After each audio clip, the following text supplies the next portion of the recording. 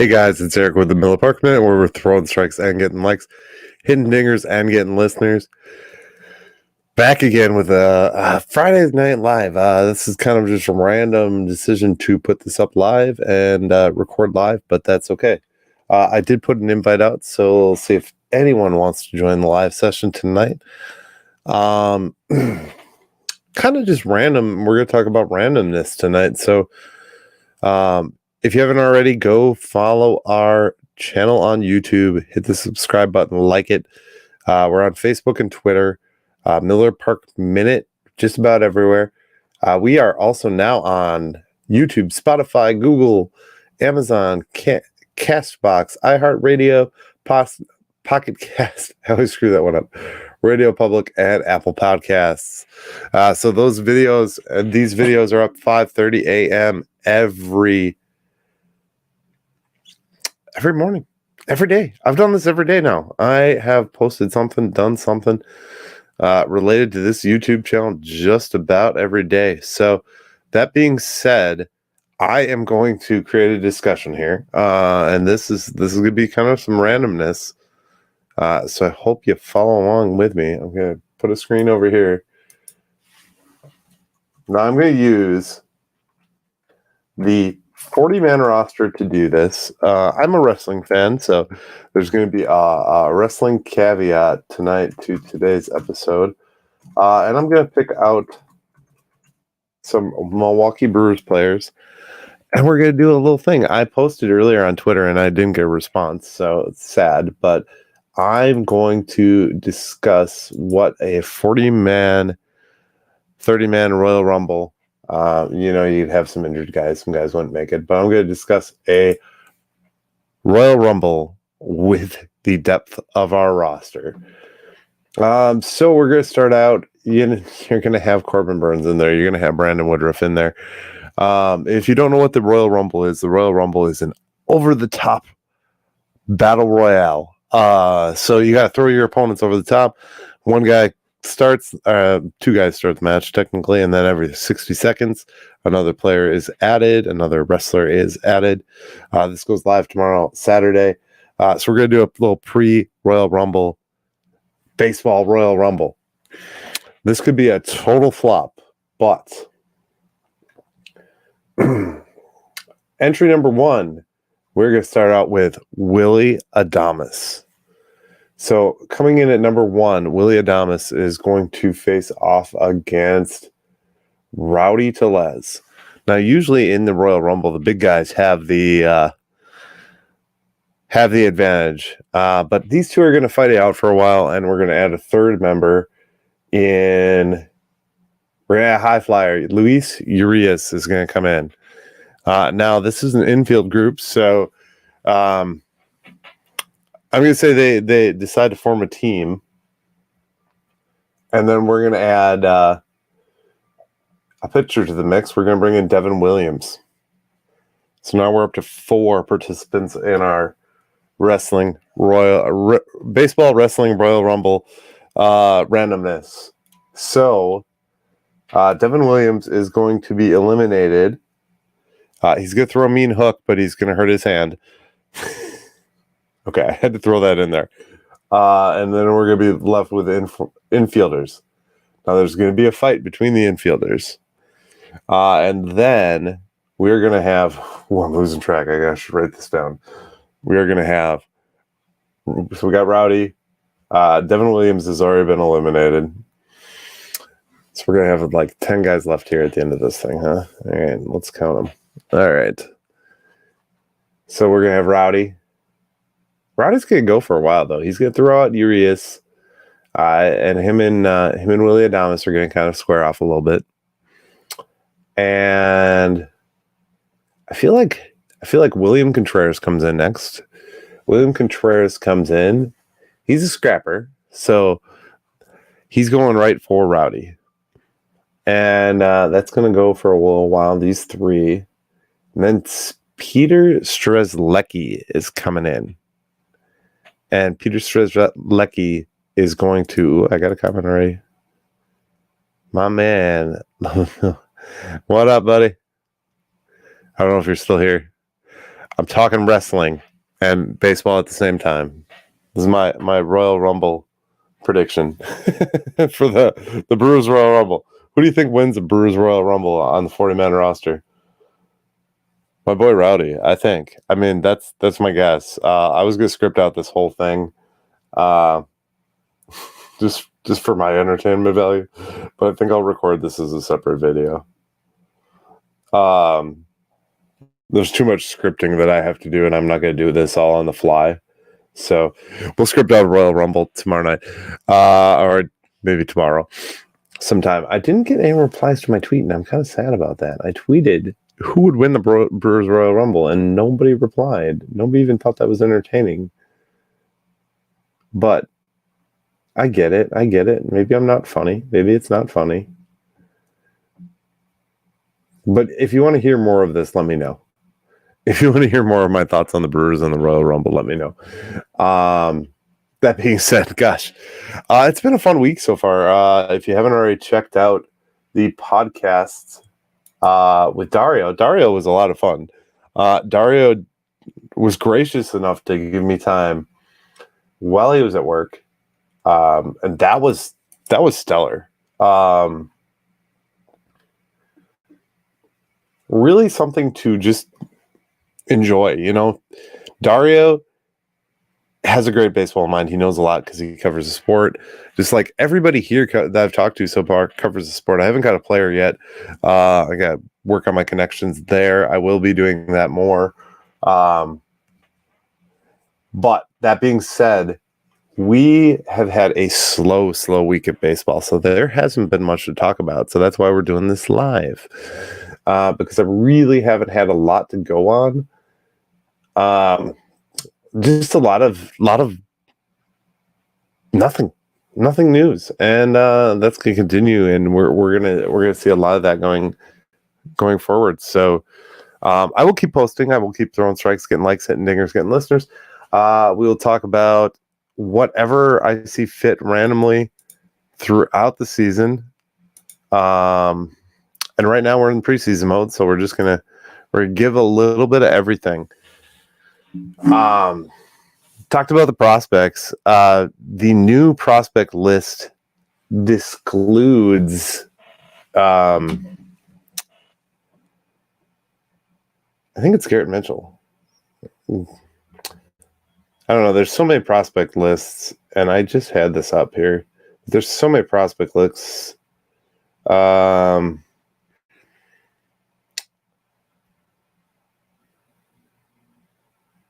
I don't know which one it is.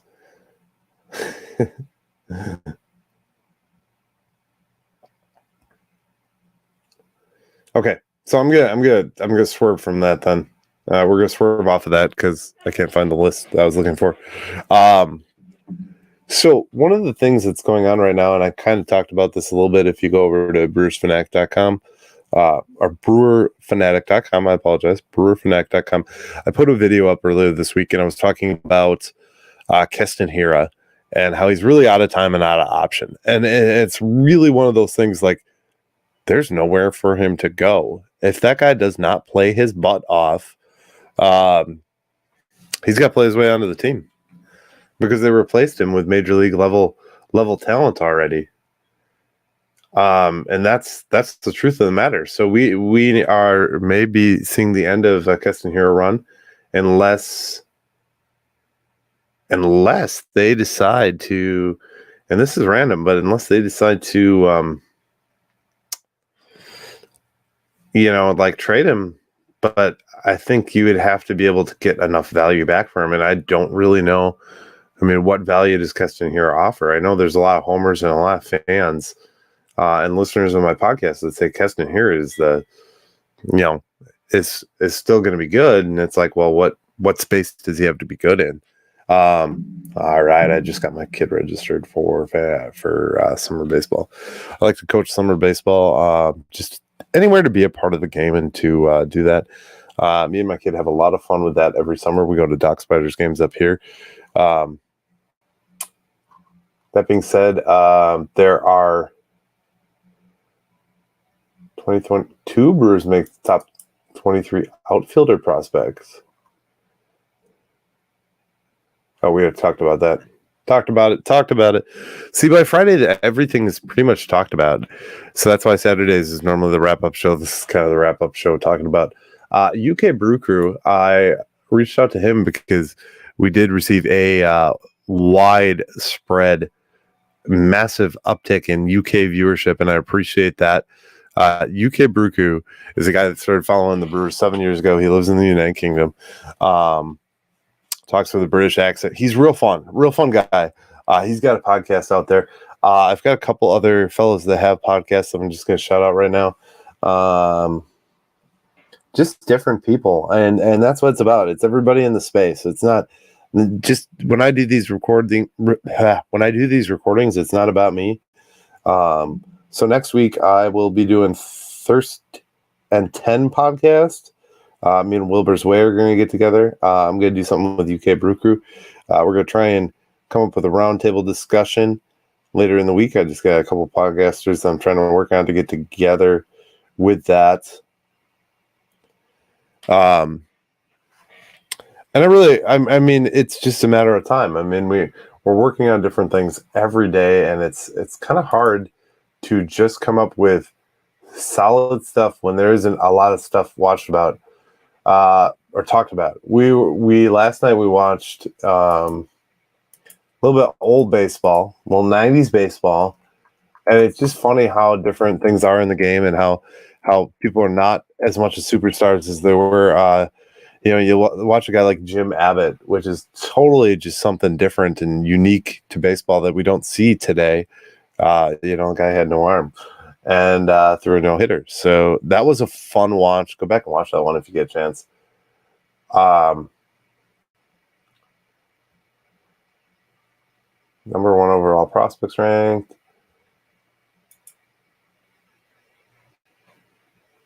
Will experience help. This one is one I wanted to talk about too. Garrett Mitchell, obviously was in Milwaukee. He probably went to Arizona after that, did a little tour, but he talked about, and he gave some time to McCalvy, and McCalvy wrote this nice thing about how he is going to use the experience and how he's going to better himself. Just really good stuff. And that's really all these articles are. It's just, we're just at this juncture trying to figure out where we're going to go for this season and what we're going to see going forward. I really enjoy that. One of the big parts of this pre-time and where I'm recording and why I'm talking all the time is because there is nobody talking. I would rather hear someone talk about baseball than nothing.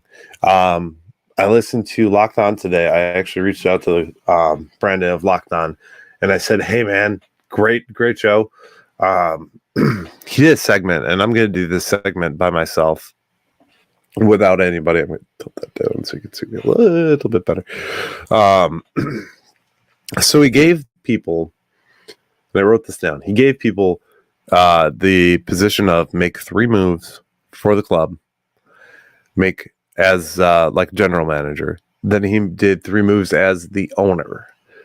I'm going to give my responses. These I kind of did on the fly as he was doing this. So as GM, I'm going to make it plain and simple because I told you guys all of this, and I stand by this. If you don't lock up your future, you ain't locking up a ball club. So, as my buddy Scott Larson says, the hashtag truth is only three moves I want to see out of our general manager are extend Corbin Burns, extend Willie Adames, extend Brandon Woodruff. That's it. That's all you need. And that's what your tenure is judged by. The next one, as the owner, and 3 so it was, just so you understand, it was 3 player moves, so not extending any of those 3 players. So the 3 things I would do to better the team, better the franchise. I would sell part of the parking lot off to Quick Trip.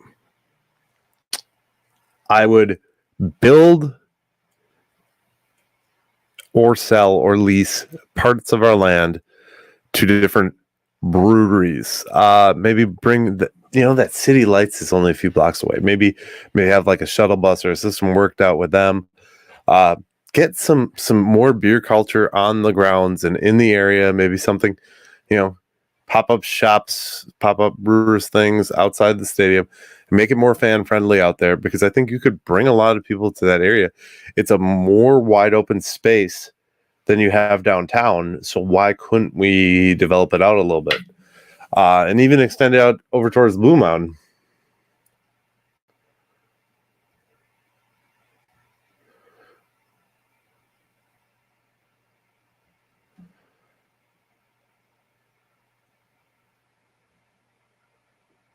Sorry, replying to a friend here, Brandon from Lockdown, actually.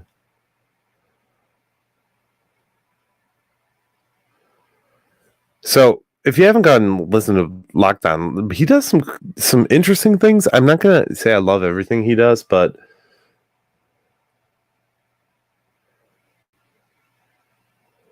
he makes it an interesting show.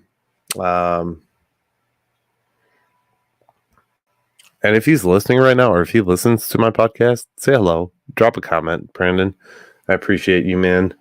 We're doing the same thing. I have. It's not you, just so you know. Lockdown is so regimented, and that's where I diss on that podcast, because they regiment everything you do, and it's not all your fault. I think it's the way they control the podcast. Nothing you've done.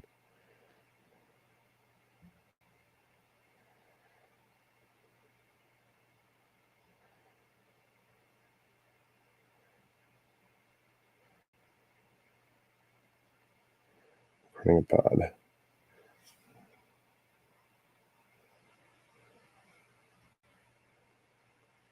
So yeah, that being said, I like where we are as a team. Just more thinking about it, it's kind of funny, because everything you hear about is about our lack of third baseman, and I'm really, really confused. I really want to see what happens with where the third basemen rank out, because I don't think I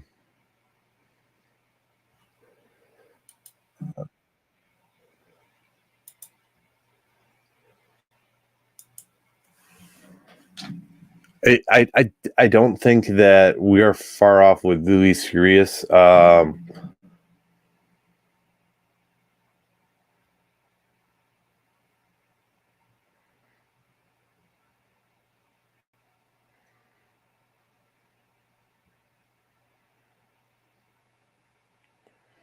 I don't think we're that far off. I don't think the guy is that bad. I'm actually in the background here. I'm Googling to see where 2022 third base rankings. We're going to look live on the podcast. I like to do some of these things live every now and then. Ranking the top 25 third baseman of 2022. And this is put up by Bleacher Report. Let's see what it says. All right. So number New York Yankees, Jace was locked in at number 23. Now this is top 25. With a 1.4 WAR. Let's see. Escobar is ranked at 21, former third baseman. So they're saying Luis Urias comes in at number 19 out of 30 major league third basemen. I guess maybe more, but 30 teams, 30 third basemen. He missed the first 23 games with the quad strain. Took some time to get going. Once he returned, he ultimately posted a 110 OPS plus with 17 doubles, 16 home runs, 47 RBIs, and 472 plate appearances. He's been a solid defensive third baseman the past 2 seasons, despite being developed as a middle infielder in the minors. So maybe that's what people are saying. I don't get it. I don't see where a guy like Luis is not. He's still young, and he's still got time to develop into a great third baseman. I mean, I just don't get it. I really don't. I don't get why we're in a position, why people keep saying, oh, he's so, we need a third baseman. We need a third baseman. Everybody I talk to, I mean, Brandon, I mean, if he could come on, I would tell him, I would ask him why he thinks that. Everybody seems to think we're weak there, and I don't think we're weak there. Now we just added more infielders. So what's that to say? I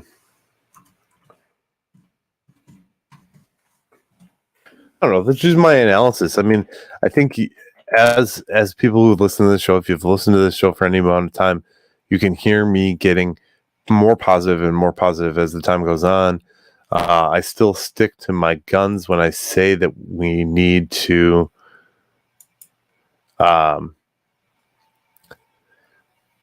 basically when we need to continue to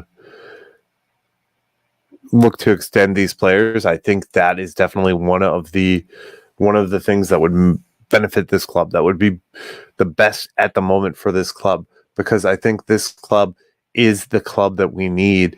And albeit, I understand where everyone says, okay, well, if you're not going to sign Corbin Burns, you need to worry about the long haul and add, the prospects that you can get for him. Honestly, I'm going to say it this time, and this is end of rant, I guess. I'm going to say we go all in. We roll with these guys. If we ain't going to extend a single player at this juncture, if we aren't going to extend a single guy, no guy will give us the discount that we want or that the Brewers want. Let's go all in. Let's ride them out the 2 years and let them go to free agency. Because you know what? You thought you were going to get a haul for Josh Hader. And I'm not going down the Hader trade, but I am in the fact that you got this haul for Josh Hader that didn't end up being a haul. At the end of the day, you got zero, zilch, nada, because you got knocked out of the playoffs. You traded guys to a team that you were contending with, and Josh Hader turned it around and ended up benefiting the Padres in the end. What's the point of doing this? What is the point of trading and then losing guys? Yeah, prospects. Yeah, you could say that the Hader trade got us Contreras, but in the end, it also was a bad decision because of the current, what it did in the current. It didn't help us win now. It didn't help us win that season. The other day, Dario said, well, you got David Gasser, who's pretty well matched up. Yeah, he was pretty well matched up. But at the end of the day, he was not what we needed. And didn't get us any closer to the playoffs. And that's what matters here. So I don't know if you guys have heard this, but I'm just gonna touch on this briefly. Rogers Center, where the Blue Jays play, they just announced new field dimensions. So they're moving the walls to produce more home runs, it sounds like, in the long and short of it. I didn't know that this was even a thing the baseball teams did or could do with an existing stadium, but I think that's weird, and I think that's kind of cheap. I don't like it. I don't like it one bit. I don't know. Why? Why would you?